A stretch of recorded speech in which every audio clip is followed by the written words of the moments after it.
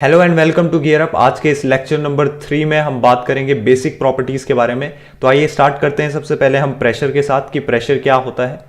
Pressure को हम जानेंगे दो लेवल पे, एक तो मैक्रोस्कोपिक और दूसरा माइक्रोस्कोपिक।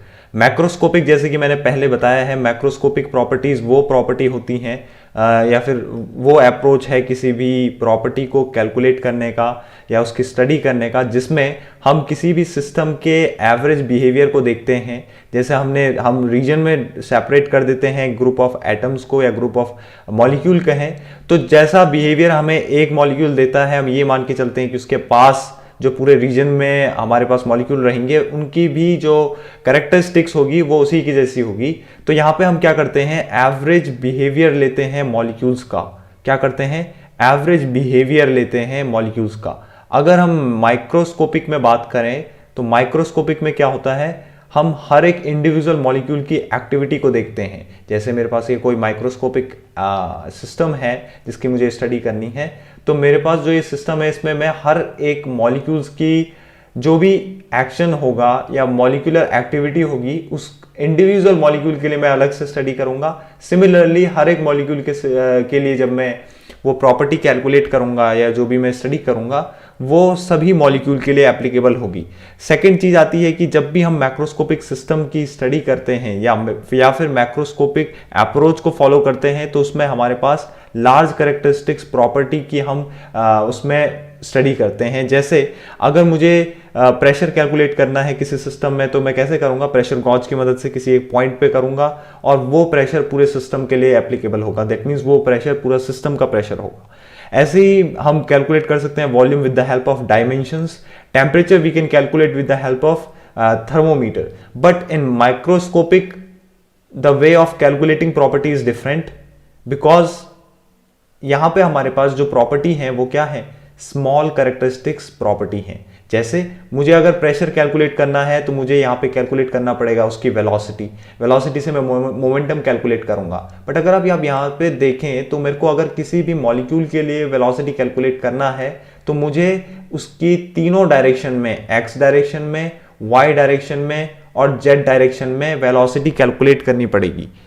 एक्स, वाई, जेड तीनों में जो वेलोसिटी होगी, सपोज u, v और w है रिस्पेक्टिवली, तो इन 6 वेरिएबल्स के स्टडी करके या इन 6 वेरिएबल्स को सॉल्व करके ही मैं क्या कर सकता हूं, इस प्रॉपर्टी को, दैट मीन्स इस वेलोसिटी को डिफाइन कर सकता हूं किसी एक पर्टिकुलर मॉलिक्यूल के लिए। और सिमिलरली जब मैं ये सेम अप्लाई करूंगा, ये सेम कैलकुलेशन करूंगा मैं किसके लिए, हर एक मॉलिक्यूल के लिए, और उनकी अलग अलग वेलोसिटी डिफाइन करूंगा, तब जाके मैं क्या निकाल सकता हूं, प्रेशर की वैल्यू निकाल सकता हूं with the help of momentum.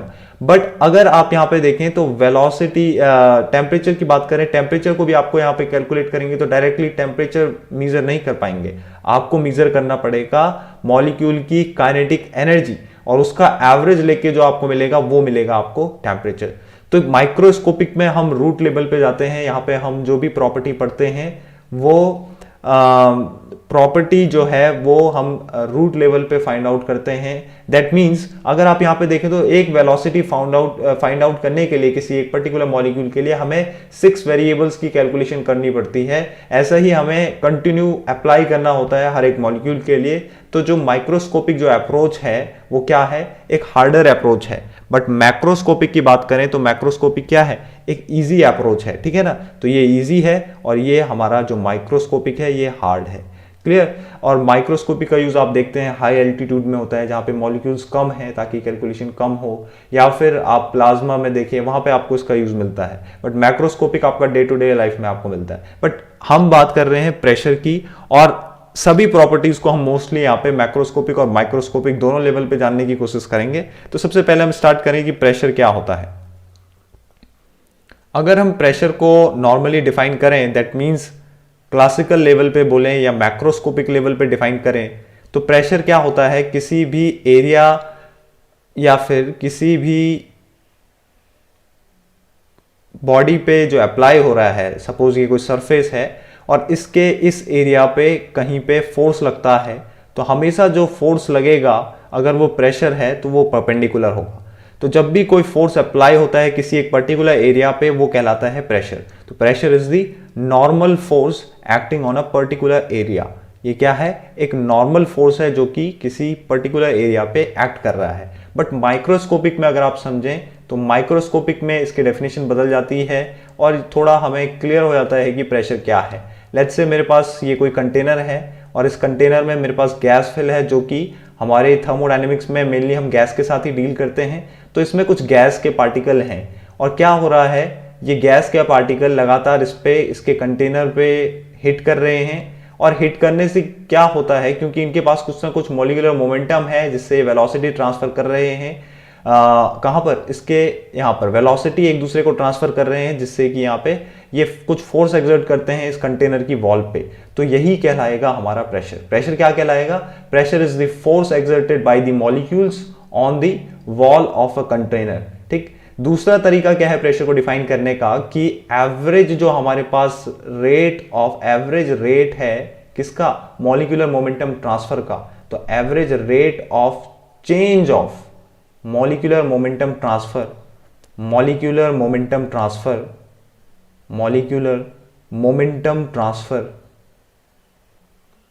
Due to collision of molecules on the wall of container is also called pressure.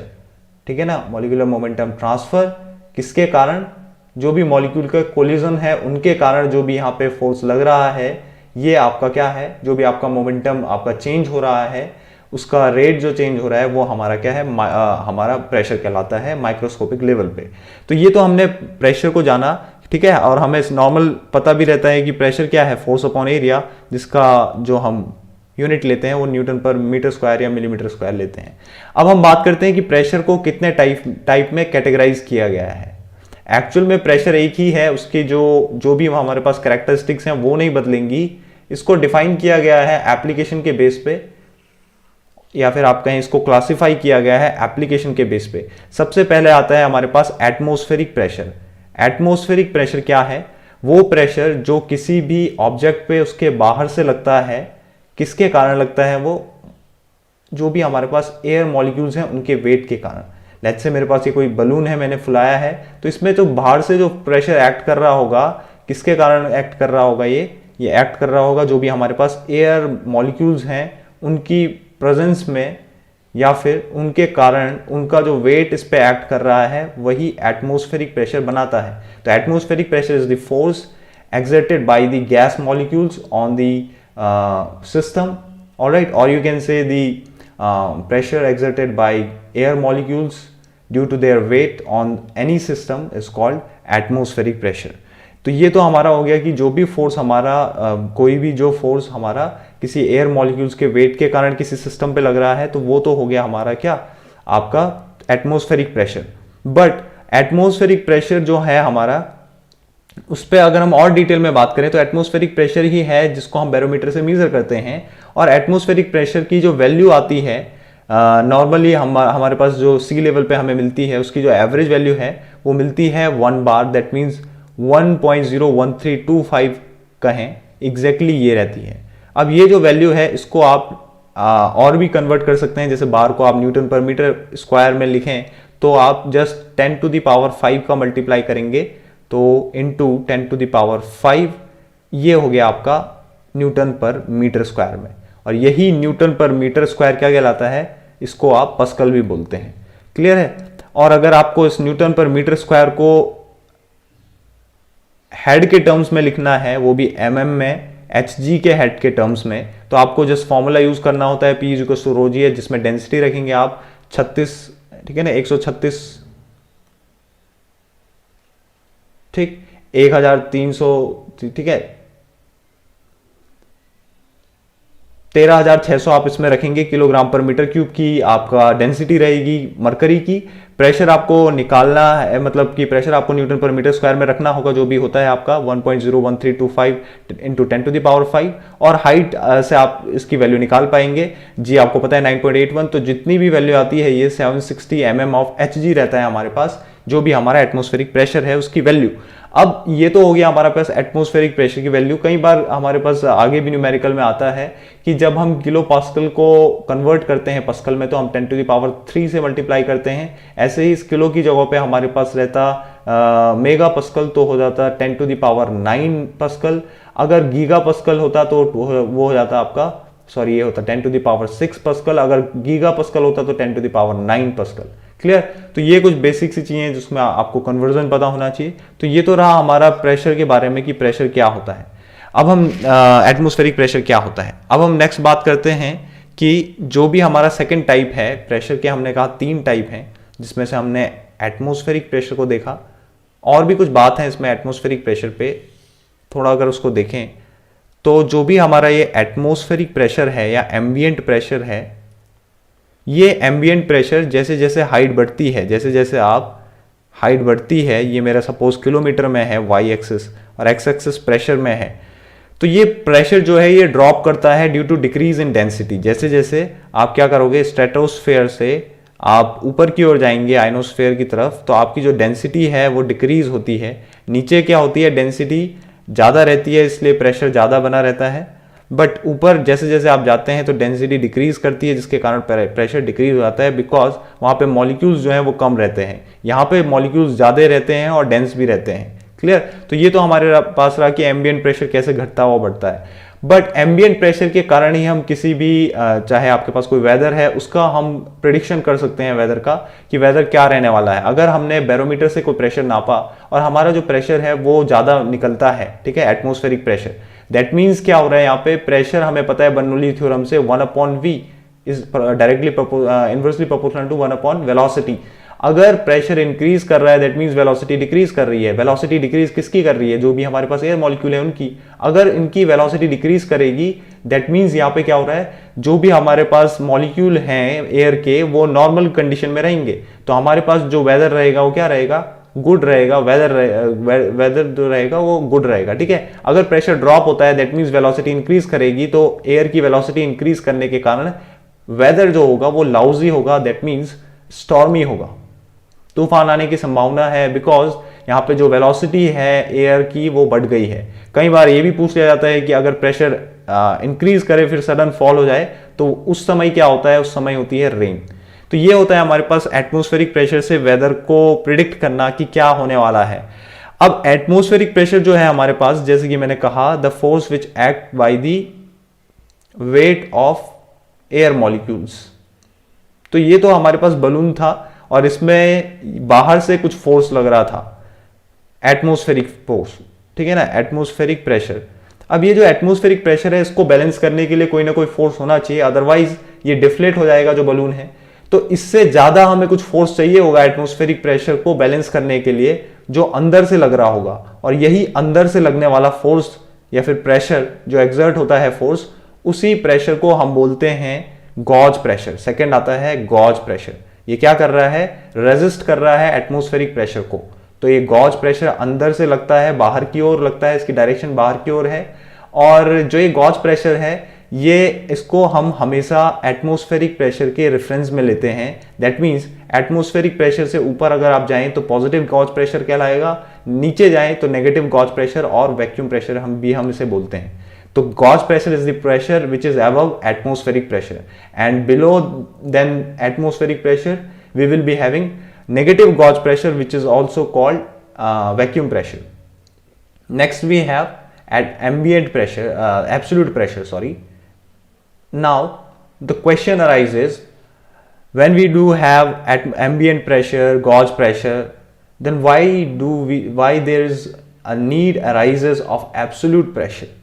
क्यों हमारे पास जब एम्बिएंट प्रेशर है, गॉज प्रेशर है, तो एब्सोल्यूट प्रेशर जैसी चीज क्यों हम एब्सोल्यूट प्रेशर जैसी चीज को पढ़ते हैं? क्योंकि एब्सोल्यूट प्रेशर की अगर आप बात करें तो एब्सोल्यूट प्रेशर क्या होता है, एब्सोल्यूट प्रेशर मतलब है कि प्लेस टू प्लेस जो प्रेशर कांस्टेंट रहे। अब ऐसी क्या जरूरत आ गई कि हमें किसी एक ऐसी प्रेशर की जरूरत पड़ी जो प्लेस टू प्लेस चेंज ना करे। अगर मेरे पास ये कोई ट्यूब है और इस ट्यूब को मैं किसी ए रीजन में मैन्युफैक्चर करके किसी बी रीजन में एक्सपोर्ट करता हूं या बी रीजन में बेचता हूं, सेल आउट करता हूं, तो मैं क्या करता हूं, इसको मैन्युफैक्चर करूंगा यहाँ पे। और मैन्युफैक्चर में मैं क्या करता हूं कि यहाँ का जिस रीजन में मैं हूं, यहाँ का जो एटमॉस्फेरिक प्रेशर है वो 1.01 ठीक है 1 बार है। और इसके अंदर जो हम मैक्सिमम प्रेशर फिल कर सकते हैं वो सपोज 20 है, ठीक है, वो सपोज 20 है। तो जो मैक्सिमम प्रेशर हम इसमें फिल कर सकते हैं वो 20 बार है। इसके बाद क्या हो जाएगा, ये बर्स्ट हो जाएगा। तो आपने 1 बार है, ये 20 बार है। अब आपने क्या किया, इसको जब बेचा, ठीक है, दैट मीन्स हम इसके अंदर गॉज प्रेशर कितना भरेंगे, हम गॉज प्रेशर इसमें कितना भर सकते हैं मैक्सिमम, हम गॉज प्रेशर भरेंगे इसमें 19 बार, ठीक है। और हमने लिख दिया कि 19 बार तक का इसमें गॉज प्रेशर भरिए इसमें, ठीक है, जो भी हमारा ट्यूब है। तो हमने इस पे छाप दिया और इसको बेचा बाहर कहीं, जहां का प्रेशर सपोज एटमॉस्फेरिक प्रेशर जहां का 2 बार है और एटमॉस्फेरिक 2 बार है। और उसने क्या किया, उसने ये पढ़ा कि यहां पे लिखा है कि गॉज प्रेशर जो है वो 19 बार होना चाहिए, उसने इस पे पढ़ा, बट उसने क्या कर दिया, 19 बार भर दिया पढ़ करके, ठीक है। 19 बार का अगर वो गॉज प्रेशर भर दे तो ये कितना हो जाएगा टोटल, ये हो जाएगा टोटल 21। जबकि हमारी लिमिट क्या थी, हमारी लिमिट थी कि हम केवल और केवल 19 बार भर सकते हैं, उससे ऊपर ये बस्ट कर जाएगा। तो ये क्या कर जाएगा, बस्ट कर जाएगा, क्योंकि उसने 19 से ज्यादा 2 बार और भर दिया। तो उस कारण क्या हो जाएगा, यहां पे इसने गॉज प्रेशर जो था इसने 19 भर दिया, ठीक है। तो यहां पे क्या होता है, यहां पे अगर आप एक चीज ध्यान दें तो एटमॉस्फेरिक प्रेशर जो था वो यहां का इंक्रीज था, पहले से ही 2 बार था, और हमें कितना भरना चाहिए था, हमें भरना चाहिए था 18 बार, तभी तो 20 होता। तो अगर हम 18 बार भरते तो तब जाके ये बस्ट नहीं करता। पर हमें पता कैसे चले ये, इसी के लिए हमें यहाँ पे एब्सोल्यूट प्रेशर को इंट्रोड्यूस किया कि एक ऐसे प्रेशर की यहाँ पे जरूरत थी जो प्लेस टू प्लेस चेंज ना करे, और हमें ये पता चल जाए कि हमें कितना अपने इक्विपमेंट में या फिर जो भी हमारे पास सिस्टम है उसमें इन्फ्लेट करना है या गैस को फिल करना है। तो एब्सोल्यूट प्रेशर का जब कॉन्सेप्ट आया, दैट मीन्स एब्सोल्यूट प्रेशर मतलब क्या होता है, absolute pressure is just equals to the sum of atmospheric pressure plus gauge pressure.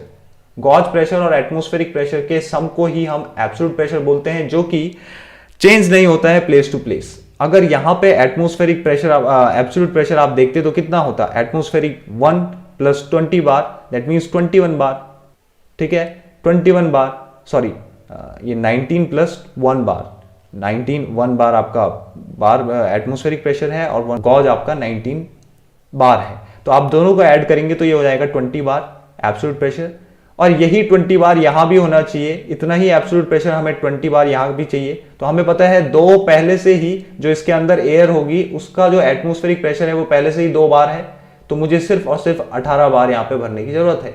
तो इसी एब्सोल्यूट प्रेशर के बेसिस पे ही हम क्या करते रहेंगे, प्लेस टू प्लेस अगर एटमॉस्फेरिक प्रेशर चेंज होता है तो हम क्या करेंगे, अपने जो गॉज प्रेशर है उसकी वैल्यू भी चेंज करते रहेंगे। तो यही हमारा एब्सोल्यूट प्रेशर का कॉन्सेप्ट है, इसीलिए यहाँ पे इंपॉर्टेंट रहता है। तो ये तो हमें समझ में आया कि हमारे पास प्रेशर के 3 टाइप होते हैं, और प्रेशर को अगर हम एक साथ समझें तो क्या होता है, हमारे पास सबसे नीचे जो है, जिससे नीचे कोई प्रेशर होता ही नहीं है, सबसे नीचे जो प्रेशर रहता है वो रहता है एब्सोल्यूट जीरो प्रेशर, जिसको हम बोलते हैं परफेक्ट वैक्यूम, परफेक्ट वैक्यूम या फिर absolute zero pressure, absolute zero pressure. ये वो कंडीशन पे है जहां पर आपके पास एक भी सिंगल मॉलिक्यूल भी आपको नहीं दिखाई देगा एयर का। तो यहां पे आपके पास इस लाइन पे आपके पास एक भी सिंगल मॉलिक्यूल नहीं होगा एयर का, दैट मींस यहां पे टोटल परफेक्ट वैक्यूम क्रिएट हो चुका होगा। इससे अगर आप ऊपर जाएं जहां पे हम हैं अभी इस टाइम, जिस पे हमारा एटमॉस्फेरिक प्रेशर है, ये हमारा एटमॉस्फेरिक प्रेशर है। अब अगर मैं आपको गॉज प्रेशर की डेफिनेशन जैसे बता रहा था, तो गॉज प्रेशर एक ऐसा प्रेशर है जिसको हम एटमॉस्फेरिक प्रेशर के रिस्पेक्ट में या रेफरेंस में लेते हैं। Gauge pressure is the pressure which is above atmospheric pressure and it is taken with reference to atmospheric pressure और with relative to atmospheric pressure। तो atmospheric pressure से ऊपर का जो प्रेशर है वो गॉज प्रेशर है, पॉजिटिव गॉज प्रेशर है। इससे नीचे का नेगेटिव गॉज प्रेशर या फिर वैक्यूम प्रेशर है। तो गॉज प्रेशर को हम क्या लेंगे, इसी एटमॉस्फेरिक प्रेशर से ऊपर लेंगे। तो इससे ऊपर का जो प्रेशर है, कहीं यहां तक मान लिया या कहीं यहां तक मान लिया या इससे नीचे तक का, ठीक है, वो हमारा क्या होगा, ऊपर का पॉजिटिव गॉज रहेगा, नीचे का नेगेटिव गॉज या फिर वैक्यूम प्रेशर आप इसको कहें, नेगेटिव गॉज कहें या फिर वैक्यूम प्रेशर आप इसको कह सकते हैं। तो ये तो हो गए गॉज प्रेशर, एटमॉस्फेरिक प्रेशर ये हो गया। अब एब्सोल्यूट प्रेशर क्या होता है, यहां से यहां तक हमारा है एटमॉस्फेरिक प्रेशर। क्लियर। अब एब्सोल्यूट प्रेशर क्या होगा? एब्सोल्यूट प्रेशर कहीं तक भी हो सकता है, यहां तक का जो प्रेशर है, यहां तक का जो प्रेशर है, यहां तक का जो प्रेशर है। तो एब्सोल्यूट मतलब यही होता है कि जीरो से लेकर कहीं तक भी ऊपर जाते रहना। दैट मींस एब्सोल्यूट मतलब होता है टोटल, जीरो से लेकर जितना भी आप ऊपर तक जाते रहेंगे वो आपका क्या कहलाएगा? एब्सोल्यूट कहलाएगा। क्लियर। एब्सोल्यूट मतलब होता है जीरो से ऊपर की ओर जाना। अब यहां पे हमें पता चल गया कि ये है। एक और चीज यहां पे हमें पता होना चाहिए कि जो हमारे पास गॉज होता है, जिससे हम किसी भी कहें आप फुटबॉल का या किसी भी प्रेशर गॉज जो हमारी रहती है नॉर्मल, उससे हम प्रेशर को मीजर करते हैं। अब अगर आप इस पे देखें तो इसमें क्या होता है, इसमें जीरो से लेकर ऐसे करके रीडिंग बढ़ती है 3 4 5 6 7। अगर हमारा जो ये नॉब कहें या फिर आप इसको कहें, जो भी हमारे पास ये पॉइंटर है, अगर ये जीरो पे है मतलब इस टाइम प्रेशर क्या है? अगर गॉज प्रेशर का जो पॉइंटर है वो जीरो पे है, दैट मींस इस टाइम प्रेशर क्या होगा? एटमॉस्फेरिक प्रेशर होगा। क्योंकि गॉज प्रेशर जब जीरो है, आप देख सकते हैं यहां पे, वो अब आपका एटमॉस्फेरिक प्रेशर है। तो जब भी हमारे पास गॉज जो भी होता है जिससे हम प्रेशर को मीजर करते हैं, चाहे वो हम व्हील जो भी हमारा ट्यूब है उसका प्रेशर मीजर करते हैं, तो वो गॉज होता है जिसका जीरो किसको शो करता है? एटमॉस्फेरिक प्रेशर को शो करता है। क्लियर। तो zero of gauge is equals to atmospheric pressure is equals to atmospheric pressure. तो ये तो रहा कुछ प्रेशर के बारे में। अब बात करते हैं हम नेक्स्ट वॉल्यूम के बारे में। वॉल्यूम क्या होता है? तो कोई भी सिस्टम हमारे पास है, लेट्स से ये कोई सिस्टम है, जो भी स्पेस ये ऑक्यूपाई करेगा that is its volume. So space occupied by this system is called volume. But specific volume क्या होता है? स्पेसिफिक वॉल्यूम होता है, जब भी मैंने कहा था स्पेसिफिक एक इंटेंसिव प्रॉपर्टी है जो मास पे डिपेंड नहीं करती। दैट मींस अगर आप वॉल्यूम को मास से डिवाइड करते हो तो आपके पास जो प्रॉपर्टी आएगी वो स्पेसिफिक वॉल्यूम होगी। अब ये स्पेसिफिक वॉल्यूम जैसी चीज की जरूरत क्यों पड़ी? और इसकी जो यूनिट है वो मीटर क्यूब पर किलोग्राम है, जो कि डेंसिटी के इनवर्स है। तो मीटर क्यूब पर किलोग्राम, दैट मींस कितना मीटर क्यूब आ रहा है पर किलोग्राम में। या फिर हम इसका यूज करते क्यों है? लेट्स से मेरे पास कोई सिस्टम है जिसमें, या फिर कोई चैम्बर है जिसमें मैंने पूरी कंप्रेस गैस भरी है, ठीक है, और इस गैस का जो मास है वो 1 किलोग्राम है। मैं 1 किलोग्राम बगल में आयरन रखता हूं, आयरन का बॉक्स रखता हूं, और वो इतना है। सो दैट मींस यहां पे कंपैरिजन किसका है? वॉल्यूम का है। इसका वॉल्यूम ज्यादा है, इवन दो ये कंप्रेस गैस है, फिर भी इसका आपके आयरन से या मेटल से ज्यादा वॉल्यूम ये घेर रहा है। और आप यहां पे देखिए तो मास भी इसका सेम होने के बावजूद भी आपका जो गैस है वो क्या है? ज्यादा वॉल्यूम घेरता है। तो ये क्या कर रहा है? स्पेसिफिक वॉल्यूम डिफाइन करता है। Specific volume is the volume which quantify the space occupied by a system। ये क्या करता है? क्वांटिफाई करता है किसी भी सिस्टम ने कितना स्पेस ऑक्यूपाई करा है, उसको क्वांटिफाई करेगा। और स्पेसिफिक वॉल्यूम का जो एप्लीकेशन है वो इसलिए भी होता है कि ये सॉलिड, लिक्विड, गैस या फिर मटेरियल्स में डिफरेंशिएशन के लिए काम आ सकता है कि भाई इस मटेरियल का इतना आपके पास डेंसिटी है, इतना 1 किलोग्राम में इतना मीटर क्यूब आ सकता है। तो एक मटेरियल को दूसरे मटेरियल से डिफरेंशिएट करने के लिए भी हम स्पेसिफिक वॉल्यूम का यूज करते हैं। और स्पेसिफिक वॉल्यूम को आप वहां पे भी देखेंगे, अपने स्टीम टेबल में भी हमें थर्मोडायनेमिक्स में दिखाई देता है। तो ये इंपॉर्टेंट है। नेक्स्ट हमारे पास है टेम्परेचर। क्या है टेम्परेचर? की एक डेफिनेशन हर कोई देता है कि it is the measure of या डिग्री ऑफ मीजर ऑफ कहें या डिग्री ऑफ हॉटनेस और कोल्डनेस। जबकि अगर आप ये देखें तो जो ये डेफिनेशन है ये बिल्कुल गलत है। क्यों?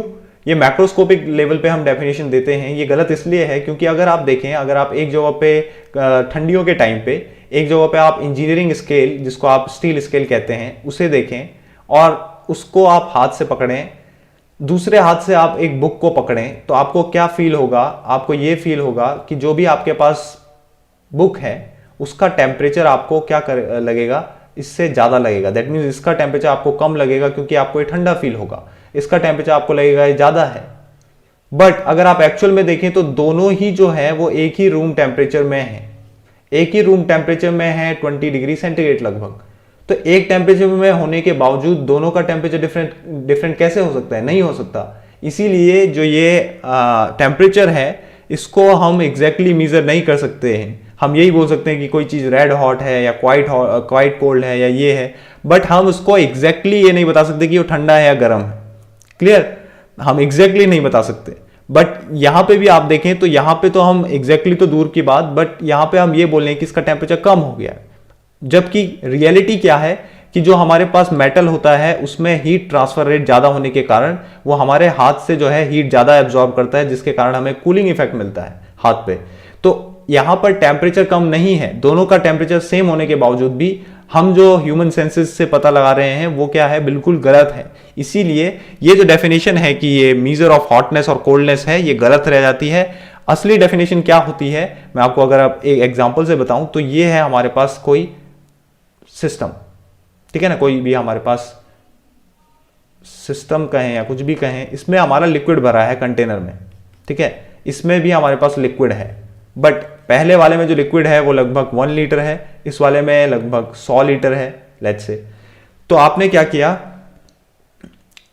अगर इसमें जो मॉलिक्यूल हैं उनकी वेलोसिटी काफी ज्यादा है, उनकी वेलोसिटी बहुत ज्यादा है, बट इसमें जो मॉलिक्यूल हैं उनकी वेलोसिटी काफी कम है, ठीक है, उनकी वेलोसिटी काफी कम है, ठीक है।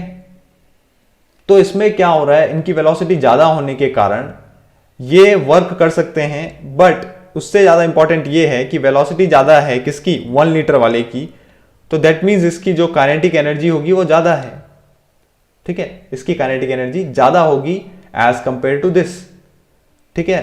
क्योंकि हमने क्या कहा, जो पहला वाला सिस्टम है हमारा, लेट्स से ये ए सिस्टम है, ये बी सिस्टम है, ए वाले की जो हमने कहा वो क्या है, वेलोसिटी ज्यादा है, तो उसके कारण क्या होगी, उसकी जो काइनेटिक एनर्जी है वो ज्यादा होगी, दैट मीन्स उसका जो टेम्परेचर होगा वो भी ज्यादा होगा एज कंपेयर टू बी के, बी का कम होगा उसके कंपेयर में, क्योंकि इसकी जो काइनेटिक एनर्जी है वो ज्यादा है। और काइनेटिक एनर्जी क्या करती है, टेम्परेचर को एक्सप्लेन करती है।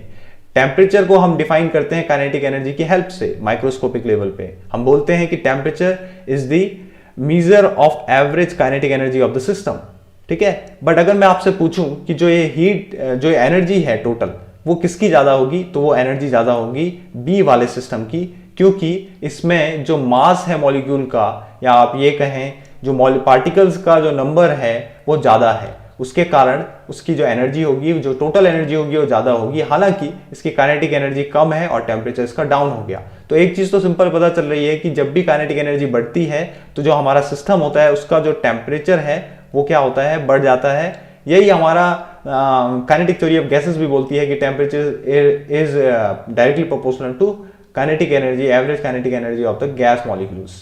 क्लियर, तो ये तो हमारे पास हमें काइनेटिक थ्योरी ऑफ गैसेस से मिलता है।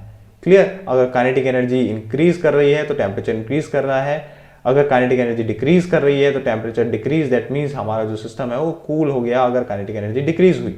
तो ये हमारे पास कुछ पता चलता है हमें।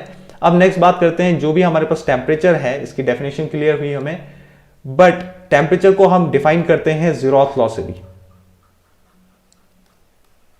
ज़ीरोथ लॉ क्या होता है, ये ऐसा लॉ है जो फर्स्ट लॉ के बाद आया, इसलिए इसको हमने क्या दिया, ज़ीरोथ लॉ नाम दिया। ये एक बेसिक सा लॉ है जो टेम्परेचर को डिफाइन करता है। तो टेम्परेचर को ये कैसे डिफाइन करता है, सपोज मेरे पास 3 सिस्टम है, ए, बी और सी, तीनों एक दूसरे के साथ ऐसे कुछ कांटेक्ट में हैं। तो क्या होता है, इसका टेम्परेचर काफी हाई है, इसका टेम्परेचर मीडियम है, ठीक है, इसका टेम्परेचर लो है। तो क्या होगा, धीरे धीरे यहां से टेम्परेचर या फिर हीट इधर जाएगी, फिर यहां से इधर जाएगी। तो ज़ीरोथ लॉ ये कहता है कि व्हेन टू सिस्टम्स, व्हेन, या फिर आप ये कहें कि when two systems are in equilibrium with one another and other two are also in thermal equilibrium with one another, then the remaining two will also be in thermal equilibrium। या फिर आप ये कहें कि हमारे पास कुछ सिस्टम कुछ इस तरीके से है, बस इसमें यही है कि अगर हमारे पास कोई ए या बी बॉडी दोनों एक दूसरे के साथ थर्मल इक्विलिब्रियम में हैं और बी और सी बॉडी दोनों एक दूसरे के साथ थर्मल इक्विलिब्रियम में है, दैट मीन्स बी, हमारा जो ए और सी बॉडी है वो भी एक दूसरे के साथ थर्मल इक्विलिब्रियम में होंगे। ये हमारा ज़ीरोथ लॉ है। और ज़ीरोथ लॉ को अगर आप और डिटेल में समझें तो हमारे पास ऐसे भी कुछ समझा जाता है इसको कि ये मेरे पास कोई सिस्टम है, ये भी कोई सिस्टम है, इनके बीच में एक एडियाबेटिक वॉल है, यहां पे भी एक वॉल है जिसका नाम है डायाथर्मिक वॉल, ये है डायाथर्मिक वॉल, और ये है एडियाबेटिक वॉल। ठीक है, क्या होता है, मैं यहां पे एक और इस तरीके से, तो ये मेरे पास कोई सिस्टम है ए, ये है बी, ये है सी। डायथर्मिक वॉल वो होती है जिससे हमारा हीट का ट्रांसफर होता है, एडियाबेटिक वॉल वो है जिससे हीट का ट्रांसफर नहीं होता। तो बी से सी में हीट तो नहीं जाएगी, हीट का ट्रांसफर नहीं होगा, बट बी से ए और ए से सी या सी से ए या बी से सी में जा सकती है। क्लियर? तो इसमें क्या होता है, हम ये बोल सकते हैं, ऐसे भी डिफाइन कर सकते हैं कि जो ए है, ए का टेम्परेचर, ए पहले बी के साथ थर्मल इक्विलिब्रियम में आएगा और ए ही सी के साथ भी थर्मल इक्विलिब्रियम में आ जाए, तो हमारा बी व सी दोनों क्या होंगे, एक दूसरे के साथ ऑटोमेटिकली थर्मल इक्विलिब्रियम में होंगे। तो हम बोल सकते हैं when one system is in equilibrium with two other system, then those two other system are also in equilibrium with one another. Clear? तो ये इजी वे है इसको एक्सप्लेन करने का। अब हम ज़ीरोथ लॉ को ये समझें कि ज़ीरोथ लॉ का टेम्परेचर में क्या इसका योगदान कहें हम, तो ज़ीरोथ लॉ टेम्परेचर को कुछ इस तरीके से समझाता है कि temperature is the thermodynamic property which determines whether the system is in thermal equilibrium with surrounding or not. हमारा जो सिस्टम है वो सराउंडिंग के साथ क्या थर्मल इक्विलिब्रियम में है या नहीं, ये बताता है हमारा टेम्परेचर। ठीक है, तो ये हम ज़ीरोथ लॉ से इसको डिफाइन कर सकते हैं टेम्परेचर को कुछ इस तरीके से कि temperature is a thermodynamic property which tells or defines that whether our system is in equilibrium with surrounding or not. तो ये तो हमारे पास रहा ज़ीरोथ लॉ का टेम्परेचर का डेफिनेशन ज़ीरोथ लॉ के टर्म में। टेम्परेचर पे कुछ और बात करें तो टेम्परेचर में क्या क्या हमारे पास कुछ खास आता है। जैसे हमारे पास टेम्परेचर मेजरमेंट है, जब भी हम कोई स्केल बनाते हैं वो आर्बिट्रेरी नेचर का होता है। आर्बिट्रेरी नेचर का मतलब आप भी उसको बना सकते हैं, जो भी हमारे पास टेम्परेचर मीजरिंग स्केल होती हैं, जैसे आप बात करें, आप टेम्परेचर मीजरिंग डिवाइस बना सकते हैं, उसकी बात कर रहा था मैं, जैसे डिग्री सेंटीग्रेड, सेल्सियस स्केल, या आपका केल्विन स्केल, या फिर आपका फ़ारेनहाइट स्केल। ये जो स्केल हैं इसको आप भी बना सकते हैं, क्योंकि टेम्परेचर एक आर्बिट्रेरी प्रॉपर्टी है जो कि चेंज नहीं करती है। ठीक है, जो कि चेंज नहीं करती है, आप हर कोई इसको बना सकता है। दैट मीन्स उसके लिए कोई ऐसी जरूरत नहीं है कि उसका वो मतलब एक ही तरीके से बन सकता है। इसके लिए कुछ खास प्रॉपर्टी हमें चाहिए। पहली चीज हमें क्या चाहिए, कुछ स्टेप्स में बन जाता है ये। सबसे पहले हमें कुछ थर्मोमेट्रिक प्रॉपर्टी की जरूरत होगी। थर्मोमेट्रिक प्रॉपर्टी, थर्मोमेट्रिक प्रॉपर्टी मतलब वो प्रॉपर्टी जो मतलब टेम्परेचर को मीजर करने में या टेम्परेचर का डिफ्लेक्शन शो करेगी हमें। ये प्रॉपर्टी कुछ भी हो सकती है। It may be the resistance use होता है हमारा थर्मिस्टर में। ठीक है ना, थर्मिस्टर भी एक आपका थर्मोमीटर है, तो जिसमें resistance as a thermometric property होता है। ऐसे ही आपका ईएमएफ हो सकता है, ईएमएफ हो सकता है आपके पास, वॉल्यूम हो सकता है आपके पास, प्रेशर हो सकता है आपके पास। ऐसे ही हमारे पास और भी चीज़ें होती हैं। तो यहाँ पे रेजिस्टेंस से हमारा थर्मिस्टर बना, ईएमएफ से आपका बनता है थर्मोकपल, वॉल्यूम से आपका कांस्टेंट प्रेशर थर्मोमीटर बनता है, और प्रेशर अगर थर्मोमेट्रिक प्रॉपर्टी है, दैट मीन्स प्रेशर फ्लक्चुएट करेगा और उसी के बेसिस पे आप टेम्परेचर को मीजर करेंगे। तो यहाँ पे कांस्टेंट क्या रहेगा, वॉल्यूम रहेगा, तो कांस्टेंट वॉल्यूम थर्मोमीटर बनेगा। क्लियर है?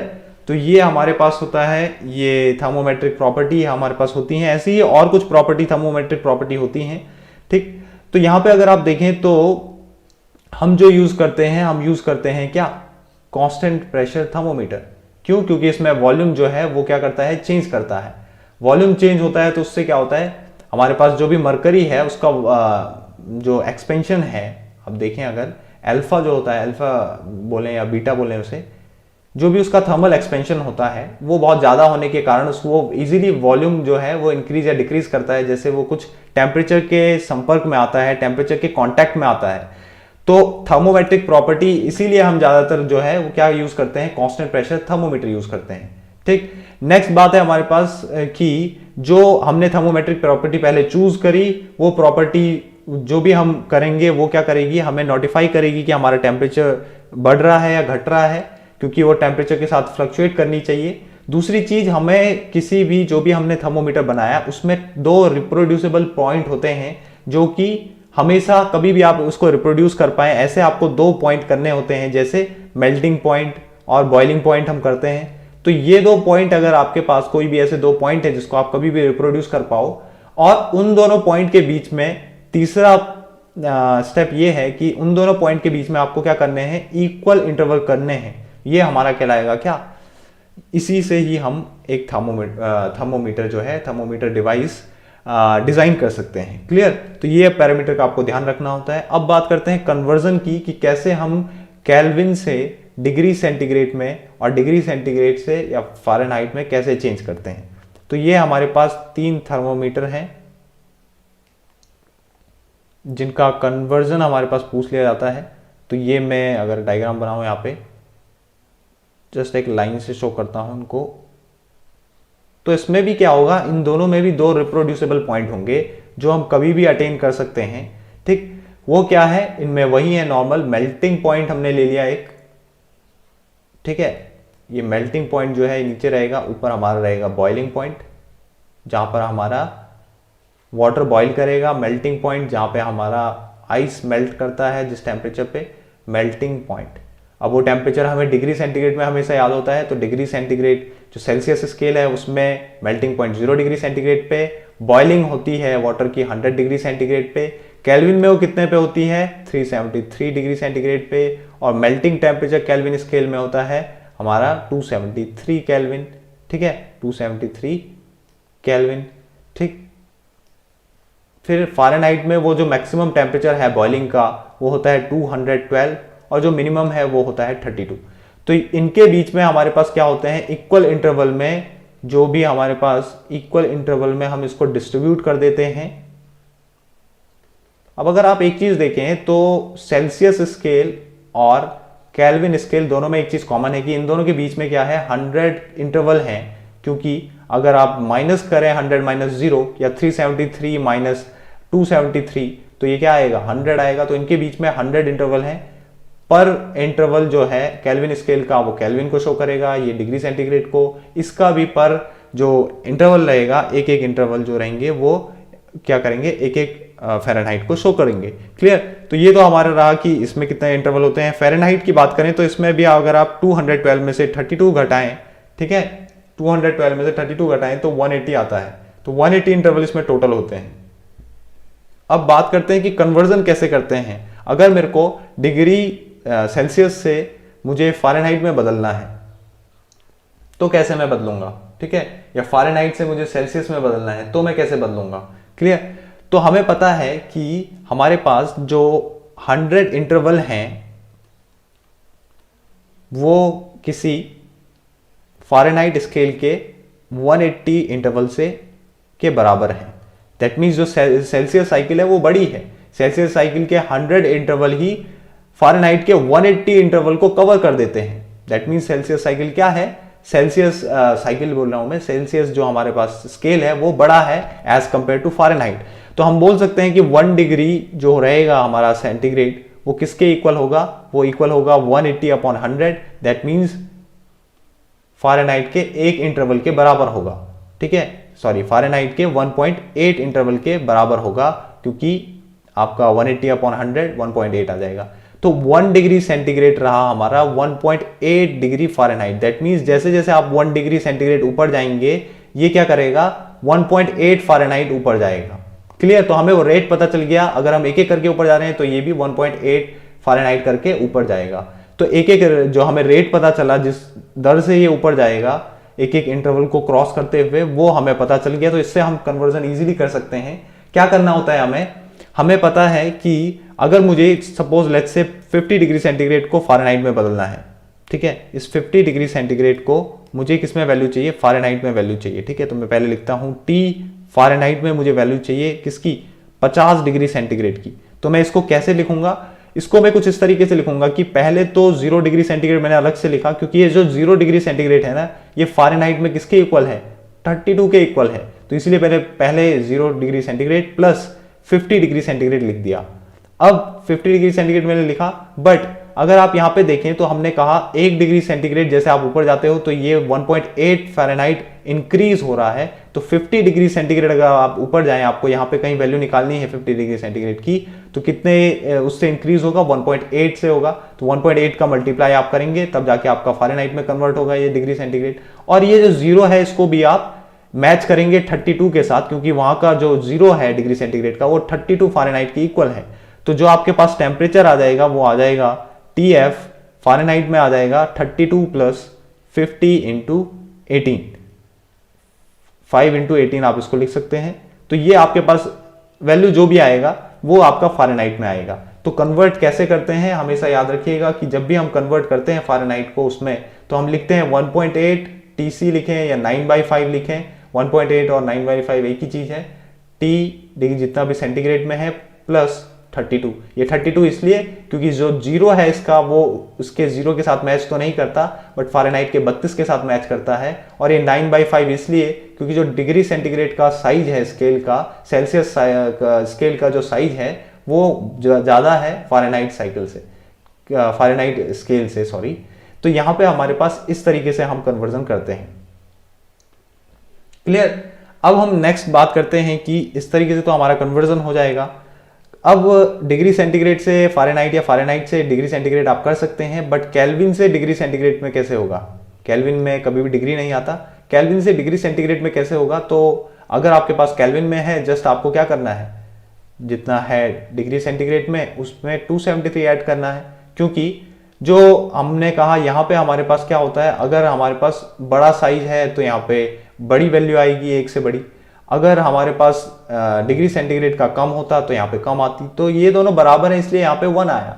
डिग्री सेंटीग्रेड का साइज डिग्री केल्विन के बराबर है, बिकॉज दोनों में ही क्या है, 100 इंटरवल रहते हैं। तो इसमें हमने जस्ट प्लस 273 करा, क्योंकि जो हमारा डिग्री सेंटीग्रेड है उसका जो 0 डिग्री सेंटीग्रेड है वो किससे मैच करता है, 273 से मैच करता है।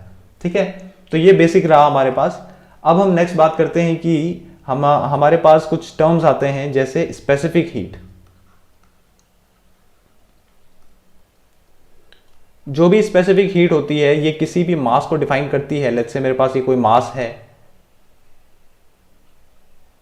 मतलब ये हीट हमें पता है हीट क्या होता है, टेम्परेचर डिफरेंस कहीं पे भी हो रहा है तो हीट वहां पे जाएगी। अगर कोई भी यहाँ पे ज्यादा टेम्परेचर है, यहाँ पे T2 है, तो T1 T2 कांटेक्ट में है तो यहां से हीट फ्लो इसमें होगी, क्योंकि T1 is greater than T2। Temperature हमेशा हाई टेम्परेचर से लो टेम्परेचर की ओर फ्लो होता है। तो हीट का तो हमें पता है, आगे भी हम इसको काफी डिटेल में देखेंगे, माइक्रोस्कोपिक और मैक्रोस्कोपिक लेवल पे हम जानेंगे आगे कुछ वीडियोस में। बट स्पेसिफिक हीट की बात करें, ये काफी बेसिक कॉन्सेप्ट है कि जब भी हम किसी भी मास को, वो अगर 1 किलोग्राम मास है, 1 किलोग्राम मास को इतना हीट करते हैं कि उसका 1 डिग्री सेंटीग्रेड राइज हो जाए। ठीक है, कितना, 1 डिग्री सेंटीग्रेड राइज हो जाए, या फिर आप कहें कि वो हीट जो रिक्वायर होती है किसी भी 1 किलोग्राम मास का 1 डिग्री सेंटीग्रेड राइज करने के लिए, वो कहलाती है specific heat. Specific heat is the heat which is required to 1 kilogram mass to raise its temperature by 1 degree centigrade. ठीक है, so heat required to increase temperature by 1 degree centigrade of a 1 kilogram मास। तो ये तो हो गया हमारे पास specific heat.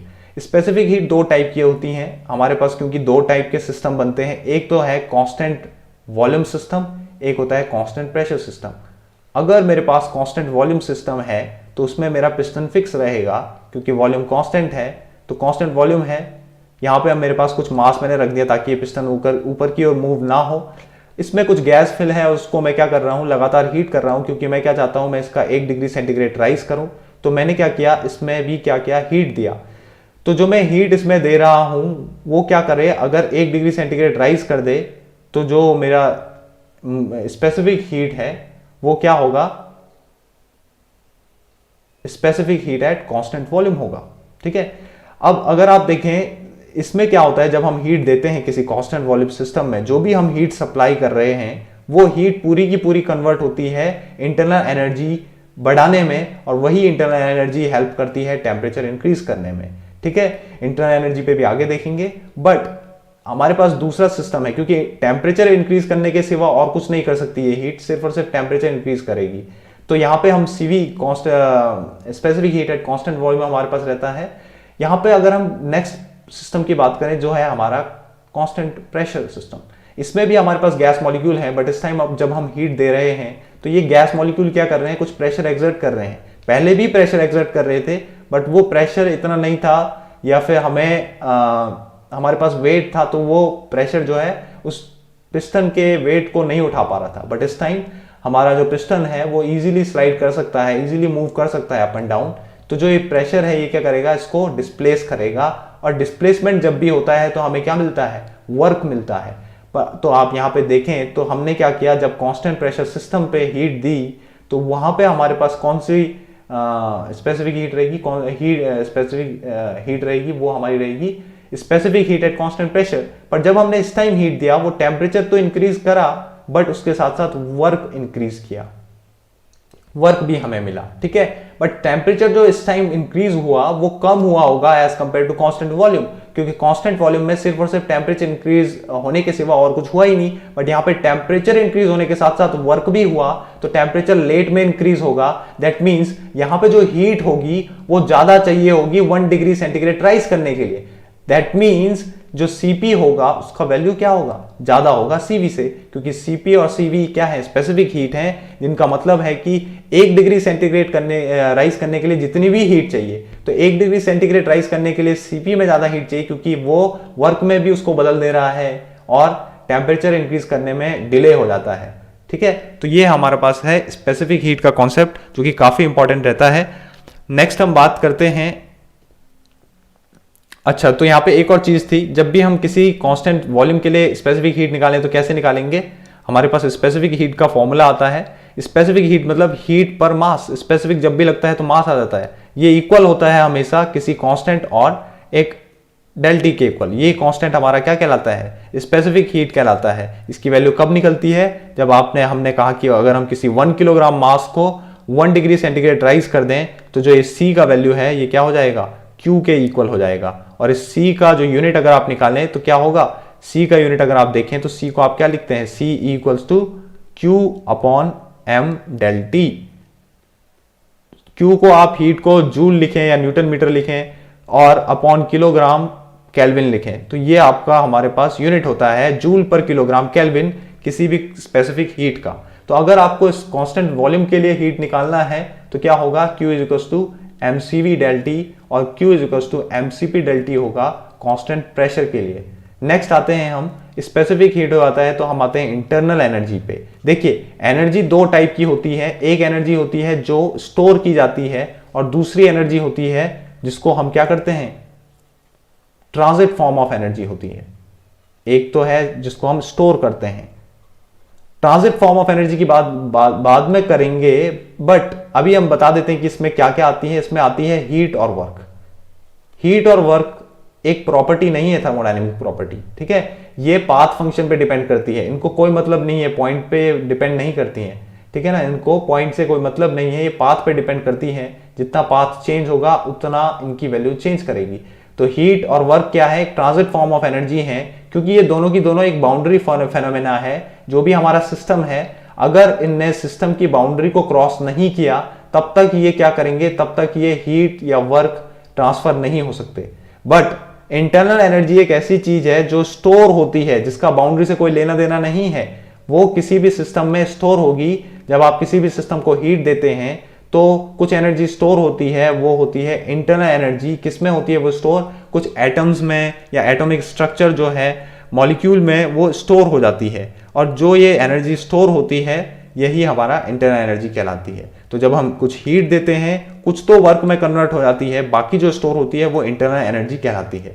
Internal energy को कई बार हम इस फॉर्म में भी लिख लेते हैं कि वो काइनेटिक एनर्जी और पोटेंशियल एनर्जी जो मिलकर के है वो भी एक स्टोर्ड एनर्जी है, तो इंटरनल एनर्जी भी स्टोर्ड एनर्जी है, ठीक है। बट इंटरनल एनर्जी को हम माइक्रोस्कोपिक लेवल पे देखते हैं, और मैक्रोस्कोपिक लेवल पे हमारे पास आ जाती है क्या, काइनेटिक एनर्जी 12 mv² और पोटेंशियल एनर्जी, ठीक है, पोटेंशियल एनर्जी, ठीक। तो ये हमारे पास आती हैं, mgh जिसको हम बोलते हैं। तो ये दो एनर्जी हमारे पास स्टोर्ड एनर्जी होती हैं, किसमें, मैक्रोस्कोपिक लेवल पे। बट माइक्रोस्कोपिक एनर्जी मोड में इंटरनल एनर्जी एक ऐसी एनर्जी है जो स्टोर होती है सिस्टम में, क्योंकि ये क्या करती है, टेम्परेचर को राइज भी करती है और कुछ स्टोर होती है, और बाकी जब हमारे पास मॉलिक्यूल पे ज़्यादा हीट चले आती है और वो उसको स्टोर नहीं कर पाते हैं, तो वो क्या करना स्टार्ट कर देते हैं, वर्क करना स्टार्ट कर देते हैं। तो ये हम आएंगे अभी फर्स्ट लॉ में, हम इसी को ही डिटेल में पढ़ेंगे। बट यहाँ पे हमारे पास इंटरनल एनर्जी, हमें पता चल गई कि इंटरनल एनर्जी क्या होती है। तो इंटरनल एनर्जी हमेशा याद रखिएगा एक पाथ फंक्शन है, ये डिपेंड नहीं करता किसी भी, सॉरी ये पॉइंट फंक्शन है, पॉइंट फंक्शन है, सॉरी ये पॉइंट फंक्शन है, ये पाथ फंक्शन नहीं है, क्योंकि ये डिपेंड नहीं करता है पाथ पे, ये किसी एक पॉइंट पे ही डिपेंड कर रहा है, ठीक है, इसका पाथ से कोई लेना देना नहीं है, और मेनली ये एंड स्टेट्स पे डिपेंड करता है, ठीक है, क्योंकि कोई भी प्रॉपर्टी जो है हमारी वो एंड स्टेट पे डिपेंड करती है, क्योंकि एंड स्टेट पे ही हमारा जो इंटरनल एनर्जी है वो डिफाइन हो पाएगा, किसी एक फिक्स पॉइंट पे ही हमारा इंटरनल एनर्जी डिफाइन हो पाता है, ठीक है। तो ये तो इसका बेसिक रहा इंटरनल एनर्जी का। हम नेक्स्ट बात करें अगर, तो हमारे पास आता है एंथैल्पी क्या होता है।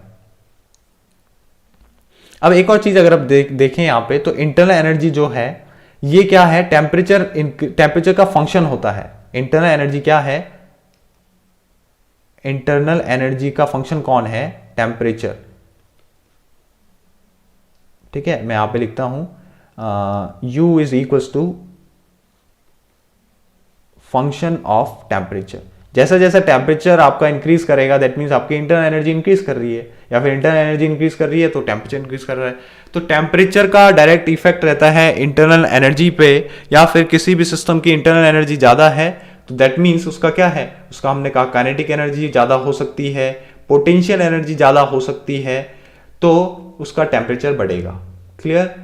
अब जो हमारे पास एंथैल्पी है, या एक और चीज कहें हम इस इंटरनल एनर्जी के बारे में अभी बता देते हैं कि इसमें सिर्फ टेम्परेचर इंक्रीज हो रहा है, और टेम्परेचर सिर्फ इंक्रीज किस में होता है, जब हमारा सिस्टम कैसा रहता है, कांस्टेंट वॉल्यूम में constant pressure system, constant volume, क्योंकि इसमें हमारे पास वर्क तो हो नहीं सकता, तो सिर्फ और सिर्फ हीट देने पर टेम्परेचर ही इंक्रीज होता है।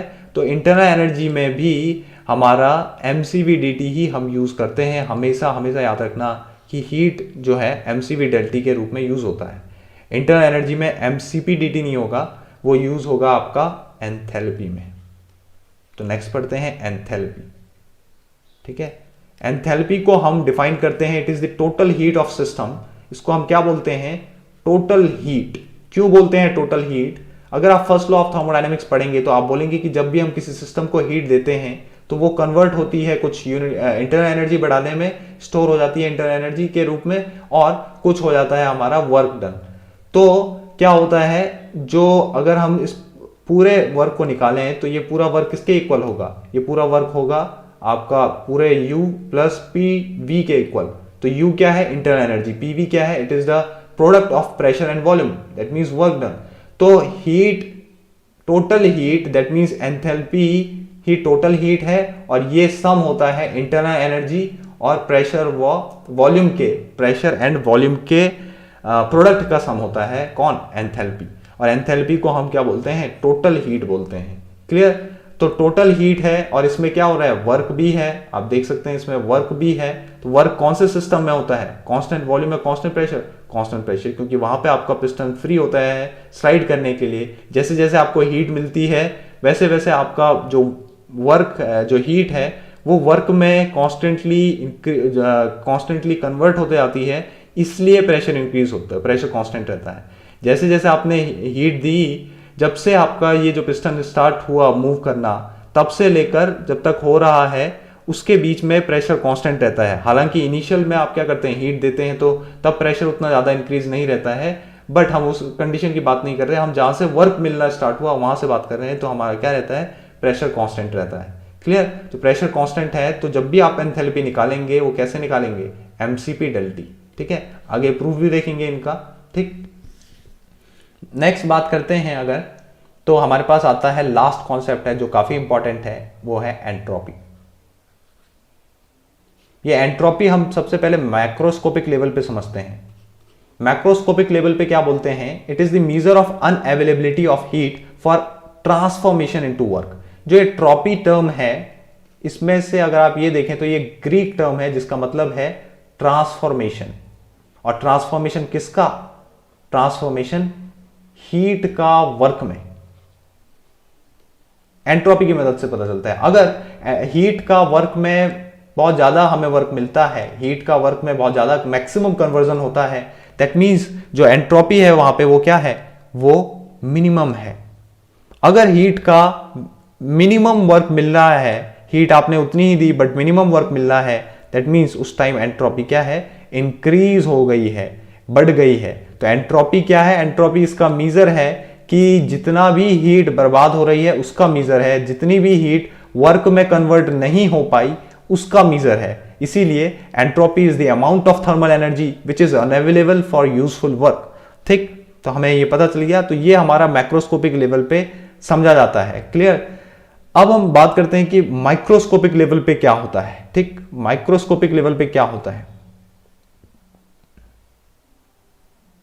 अभी इसको एक और चीज हम इसमें बताएं तो आगे बताएंगे इसको। ठीक, नेक्स्ट हमारे पास माइक्रोस्कोपिक में पहले समझते हैं, अगर कुछ रहेगा तो देखेंगे माइक्रोस्कोपिक। अब माइक्रोस्कोपिकली कैसे हम इस एंट्रोपी को समझें, तो इसको हम बोलते हैं मीजर ऑफ रैंडमनेस। हालांकि इससे भी हमारे पास कुछ क्लियर नहीं होता, बट समझते हैं कुछ इसके बारे में कि मीजर ऑफ रैंडमनेस या डिसऑर्डरनेस कैसे एंट्रोपी को समझाता है। तो मीजर ऑफ रैंडमनेस क्या है? लेट्स से मेरे पास यहां पे कोई सिस्टम है कुछ इस तरीके से, जिसमें मेरे पास कुछ मॉलिक्यूल हैं। अब ये जो मॉलिक्यूल हैं ये एक ही डायरेक्शन में मूव कर रहे हैं, क्योंकि मैंने क्या किया? मैंने इन पे इधर को डिस्प्लेसमेंट किया, वर्क किया। ठीक है। दूसरा मेरे पास कोई सिस्टम है, इसमें मैंने हीट सप्लाई करी, और हीट सप्लाई करने से आपको पता होगा कि जब हम हीट सप्लाई करते हैं तो मॉलिक्यूल का जो वे ऑफ मूविंग रहता है वो डिसऑर्डर्ड रहता है, डिसऑर्गेनाइज रहता है, एक ही डायरेक्शन में नहीं होता। तो यहां पे क्या है, जब भी हमें वर्क मिलता है तो वहां पे हमारे पास मॉलिक्यूल का ऑर्डर मोशन होने के कारण एंट्रोपी डिक्रीज कर जाती है, क्योंकि हमें मैक्सिमम आउटपुट मिल रहा है, वर्क मिल रहा है। बट जब हम हीट देते हैं तो चांसेस ज्यादा क्या बने रहते हैं कि एंट्रोपी इंक्रीज होगी। एंट्रोपी क्यों इंक्रीज होगी? क्योंकि जो एनर्जी है वो रिलीज ज्यादा होगी बाहर की ओर। दैट मीन्स जितनी एनर्जी हीट है वो वर्क या किसी और एनर्जी में ना कन्वर्ट होकर बाहर की ओर आएगी, और वो बाहर की ओर आएगी तो एंट्रोपी इंक्रीज होगी, क्योंकि वर्क ही नहीं मिला। जितना ज्यादा आपकी हीट वेस्ट जाएगी उतना ज्यादा आपका एंट्रोपी इंक्रीज हो रही है, क्योंकि ये मीजर है, हमने जैसे कि कहा मैक्रोस्कोपिक वे में कि ये मीजर है उस एक्स्ट्रा अमाउंट ऑफ हीट का जो वर्क या किसी भी चीज में यूटिलाइज नहीं हुई। ठीक है। तो यहां पे आप देखें तो ये एंट्रोपी कब इंक्रीज कर रही है, यहां पे ये इंपॉर्टेंट है कि एंट्रोपी तब इंक्रीज कर रही है जब एनर्जी बाहर की ओर जाती है। और एनर्जी बाहर की ओर कब जाती है? जब हमने कुछ एनर्जी ज्यादा सप्लाई कर दी। तो जब भी हमारे पास एनर्जी का स्प्रेडनेस होती है बाहर की ओर, measure of energy spread is also known as entropy. ठीक, तो एंट्रोपी हमेशा इंक्रीज करेगी जब हमारी एनर्जी बाहर की ओर जाएगी, स्प्रेड होगी। दैट मीन्स, बहुत इंपॉर्टेंट, कई बार क्वेश्चन भी बन जाता है कि entropy is the measure of, तो it is the measure of degradation of energy. It is the measure of degradation of energy, not the measure of what we can say the availability of energy. ठीक है ना, it is the measure of degradation of energy. ठीक है ना, ये measure नहीं है availability of energy का, कई बुकों में गलत भी लिखा रहता है। ये डिग्रेडेशन ऑफ एनर्जी का मीजर है। जितना एनर्जी बाहर निकलेगी, स्प्रेड होगी, जितना एनर्जी कंसंट्रेटेड रहेगी उतना कम आपकी एंट्रोपी रहेगी। ठीक है, तो ये तो कुछ बेसिक सी बात रही। रैंडमनेस को और क्लियरली समझें या डिसऑर्डरनेस को समझें तो जब भी हम अपने नेचर में देखते हैं, हमारे पास कोई सॉलिड आइस है, वो मेल्ट होती है। Ice always melts. ठीक है, आइस मेल्ट क्यों होती है? बिकॉज उसकी टेंडेंसी है, उसकी हायर प्रोबेबिलिटी है कि वो मेल्ट ही होगी।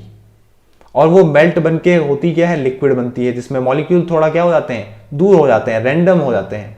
और अगर आप गैस में जाएं तो और रैंडम हो जाते हैं और दूर चले जाते हैं।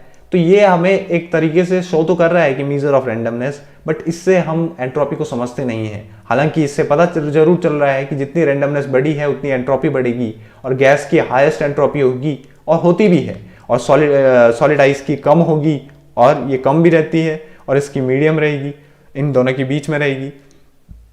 तो ये तो हमारे पास रहता है कि ठीक है रैंडमनेस से हम एंट्रोपी बता सकते हैं, आइडिया ले सकते हैं कि किसी सिस्टम की एंट्रोपी बढ़ रही है with the help of randomness. But ये हमारा आगे तक काम नहीं आता है। आगे तक काम क्या आता है कि जब भी हमारे पास कोई भी एक ऐसी स्पॉन्टेनियस प्रोसेस होती है, जैसे मेरे पास अगर आप देखें यहाँ पे एक्चुअल डेफिनेशन देखें अगर आप इसकी, तो मेरे पास कप में कुछ टी है और वो हॉट है, तो वो हमेशा कोल्ड होगी, कूल होगी, उसका टेम्परेचर इंक्रीज नहीं होगा। हालांकि हो सकता है फिजिक्स के लॉ के अकॉर्डिंग, बट उसका टेम्परेचर कभी इंक्रीज नहीं होगा, डिक्रीज ही होगा, बिकॉज उसकी जो हाईएस्ट प्रोबेबिलिटी है या मोस्ट या मोर हायर प्रोबेबिलिटी है वो उसके ठंडा होने की है, और इसके हीट बाहर निकलने से क्या हो रहा है, इसका एंट्रोपी बढ़ रहा है। तो हमेशा नेचुरल स्टेट जो रहती है किसी भी सिस्टम की कहें, वो हमेशा हायर एंट्रोपी की तरफ रहती है। सो नेचर ऑलवेज मूव या go towards the higher entropy, that means the nature always go towards higher entropy, और you can say towards most probable state. और सिस्टम के अपने मोस्ट प्रोबेबल स्टेट की तरफ जाने को ही मोस्ट प्रोबेबल, मतलब जिस स्टेट की सबसे ज्यादा प्रोबेबिलिटी है उसकी तरफ जाने की घटना को ही, की फेनोमेना को ही हम क्या बोलते हैं, एंट्रोपी बोलते हैं, क्योंकि उसी डायरेक्शन में एंट्रोपी इंक्रीज करती है। और सिस्टम की यूनिवर्स की एंट्रोपी इसीलिए इंक्रीज कर रही है क्योंकि हमेशा एंट्रोपी इंक्रीज होती है, ठीक है ना। ये डिक्रीज कभी नहीं हो सकती है, कांस्टेंट रह सकती होगी बट डिक्रीज कभी नहीं हो सकती है, ठीक है। ठीक है, आगे इस पे बात करेंगे हम डिटेल में, बट यहां पे हमने इतना जाना कि ये मोस्ट प्रोबेबल स्टेट जो है ये एंट्रोपी है। इसको और समझे अगर हम, जैसे मेरे पास अगर कोई दो पासे हैं और उसमें मैं ये देखता हूं कि उन दोनों को जोड़ करके 5 आने की जो प्रोबेबिलिटी है, ठीक है, सॉरी उन दोनों को जोड़ करके लेट्स से 7 आने की जो प्रोबेबिलिटी है वो मैक्सिमम प्रोबेबिलिटी होती है एज कंपेयर टू अदर। अगर आप इस पे 1 आ रहा है, इस पे 4 आ रहा है, या कहें आप 6 आ रहा है, तो इसके जो 7 आने की प्रोबेबिलिटी सपोज अगर मैक्सिमम है, अगर होती भी मैक्सिमम है, तो वो क्या कहलाएगी, वो उसकी एंट्रोपी कहलाएगी। That means the maximum probable state जो है वो हमारा एंट्रोपी कहलाता है। क्लियर है? तो ये हमारे पास रहेगा एंट्रोपी में। और भी कुछ हम थोड़ा बहुत समझें अगर, तो हमारे पास दो चीजों के यहाँ पे रेशियो आते हैं। एक रेशियो होता है हमारे पास, वो होता है dQ अपॉन T। dQ होता है मतलब जो भी आपने हीट गेन करी या लॉस करी, जो भी आपने हीट गेन करी या लॉस करी वो हमारा है dQ। और जो टेम्परेचर आपने क्या करा, गेन किया, जो भी टेम्परेचर आपने गेन किया या लॉस किया वो होगा T2, ये T। ठीक है, तो क्या होता है, कई बार लोग बोलते हैं कि यहाँ पे जब आपका कंप्रेशन होता है, ये TS के बीच में डायग्राम बना के बोलते हैं कि यहाँ पे जब आपका एक्सपेंशन होगा, इसको एक्सपेंशन बोलते हैं, और बोलते हैं टेम्परेचर जब डिक्रीज करेगा, टेम्परेचर क्या कर रहा है, T1 से T2 डिक्रीज कर रहा है क्योंकि एक्सपेंशन हो रहा है वॉल्यूम का, और वो बोलते हैं कि एंट्रोपी इंक्रीज करेगी S1 से S2। ठीक है, होता भी है बट सब केसेस में ये इंपॉर्टेंट है, ये जरूरी नहीं है, क्योंकि टेम्परेचर जो है वो एंट्रोपी के इनवर्सली प्रोपोर्शनल नहीं है। ठीक है ना, यही रेशियो हमारा एंट्रोपी जरूर कहलाता है। और यहां से कई बार बोल दिया जाता है कि ds is equals to dq upon t, तो dq is inversely proportional to temperature. But ऐसा नहीं होता है, क्योंकि जो टेम्परेचर है वो कांस्टेंट भी रहता है, तब भी कई बार एंट्रोपी इंक्रीज होती है, या फिर हम कहें टेम्परेचर के घटने बढ़ने पर भी एंट्रोपी उसका उल्टा व्यवहार या उसी के जैसा व्यवहार शो कर सकती है, बिकॉज उसकी बहुत सारी आपके पास पॉसिबिलिटीज हैं। तो ऐसा कुछ फिक्स नहीं है,